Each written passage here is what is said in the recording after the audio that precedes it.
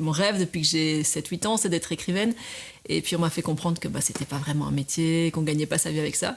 Et alors j'ai pas mal cherché toutes mes secondaires, qu'est-ce que je vais faire. Et finalement, ce qui se rapprochait le plus, à mon avis, de l'écriture, c'était le journalisme. Et donc je suis partie pour des études de journalisme.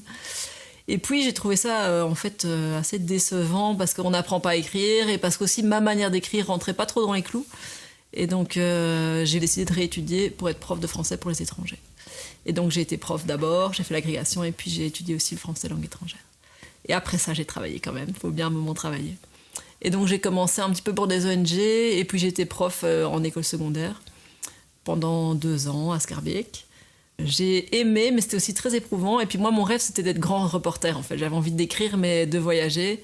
Donc, je suis partie en Afrique pendant 1 an, au Sénégal, avec le sac à dos, en sachant pas trop ce que j'allais faire. Si ce n'est que j'avais envie de donner cours, mais je savais pas trop comment. Et puis... Voilà, je suis arrivée avec mon CV, j'ai trouvé dans une école locale et je donnais des cours de français, d'espagnol et d'anglais. Un petit peu de multimédia aussi, parce que j'avais quand même un peu d'armes de journaliste, j'avais un peu de bagage quand même. Et puis quand je suis rentrée d'Afrique, j'avais écrit beaucoup quand j'étais en Afrique, parce que j'étais dans des familles assez isolées et j'écrivais des chroniques un peu de ma vie quotidienne, parce que j'avais personne à qui les raconter. Et j'envoyais ça un peu à des amis plic-ploc. Et il se fait que quand je suis rentrée, il y a plusieurs amis qui m'ont dit « Mais tu devrais compiler ça et faire un bouquin avec ». Il y a 2 personnes qui m'ont parlé d'un petit éditeur. Et il était intéressé.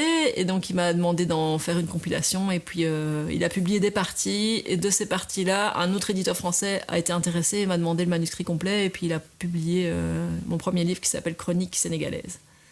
Et donc, c'était ce moment un peu flottant où je venais d'arriver ici. Et je me disais « Tiens, comment je vais m'organiser pour la suite de mon parcours ?» Et j'ai une amie qui me dit « Ah, au Poche, ils cherchent quelqu'un pour faire les dossiers pour les élèves qui vont venir voir les pièces, et pour les animateurs et tout ça. Est-ce que ça t'intéresse ?» Et je dis « Ah bah oui, en fait, oui, j'allais au Poche quand j'étais à Bruxelles. J'ai toujours beaucoup aimé le Poche et j'adore écrire. Et j'adore aussi le côté transmission et enseignement. » Et donc, ça a été très rapidement plié, en fait. Moi, j'ai dit « Ça m'intéresse. » Ils avaient vu un peu ce que j'écrivais. Je me suis lancée sur le premier dossier. Et puis, ils ont aimé. Et donc, voilà, je suis toujours là, 3 ans après, à écrire pour le Poche.